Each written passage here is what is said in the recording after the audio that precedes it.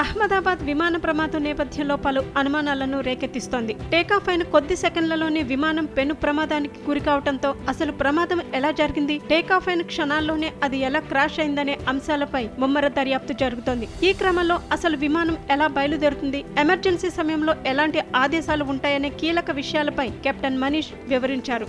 Captain Manish చెబుతున్న వివరాల ప్రకారం ఏటీసీ నుంచి క్లియరెన్స్ రాగానే విమానం టేకాఫ్ అవుతుంది. విమానం గాలిలో ఎగిరిన తర్వాత ఒకవేళ ఏదైనా టెక్నికల్ ప్రాబ్లం వస్తే ఇంజిన్ ముందున్న స్క్రీన్ పై రెడ్ కలర్ అలర్ట్ వస్తుందని మనీష్ వివరించారు. అది కనిపించగానే ఆటో పైలట్ ఆప్షన్ ద్వారా పైలట్ అలర్ట్ అవుతారని తెలిపారు. ఫ్లైట్ డేటా, కాక్పిట్ వాయిస్ ఎప్పటికప్పుడు బ్లాక్ బాక్స్ లో సేవ్ అవుతాయని, ఎమర్జెన్సీ సమయంలో విమానాన్ని ల్యాండింగ్ చేయడం అనేది ఆ సమయంలో ఉన్న ఎత్తును బట్టి ఉంటుందని తెలిపారు. ఎత్తు తక్కువగా ఉంటే ల్యాండింగ్ చేయడం కష్టమవుతుందని కెప్టెన్ వివరించారు.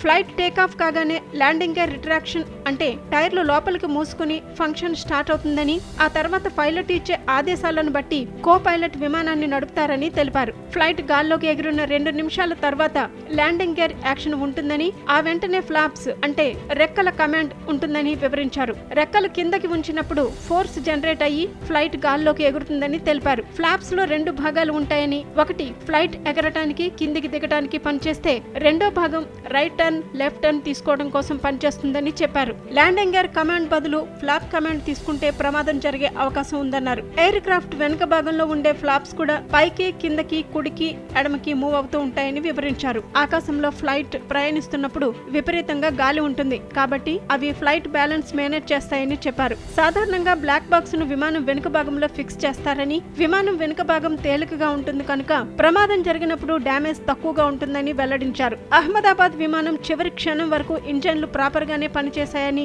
నిజానికి ఇంజన్ లో ఏమాత్రం సమస్య ఉన్నా టేకాఫ్ అప్పుడే తెలిసిపోతుందని, దీంతో పైలట్ అప్రమత్తమవుతాడని వెల్లడించారు. కానీ అహ్మదాబాద్ ఘటనలో విమానం గాల్లో ఎగిరాక ఇంజిన్ ఫెయిల్ అయి ఫ్లైట్ గాలిలోకి ఎగరలేకపోయిందని అనిపిస్తోందని అభిప్రాయపడ్డారు. సేఫ్ గా ల్యాండింగ్ చేయడానికి పైలట్ చివరి క్షణం వరకు ప్రయత్నం చేశారని, విమానంలో లిఫ్ట్ పవర్ ఫెయిల్ అవడంతోనే కూలిందని అర్థమవుతుందన్నారు. బ్లాక్ బాక్స్ డీకోడ్ చేస్తే ఏం జరిగిందనే పూర్తి సమాచారం తెలుస్తుందని కెప్టెన్ మనీష్ వివరించారు.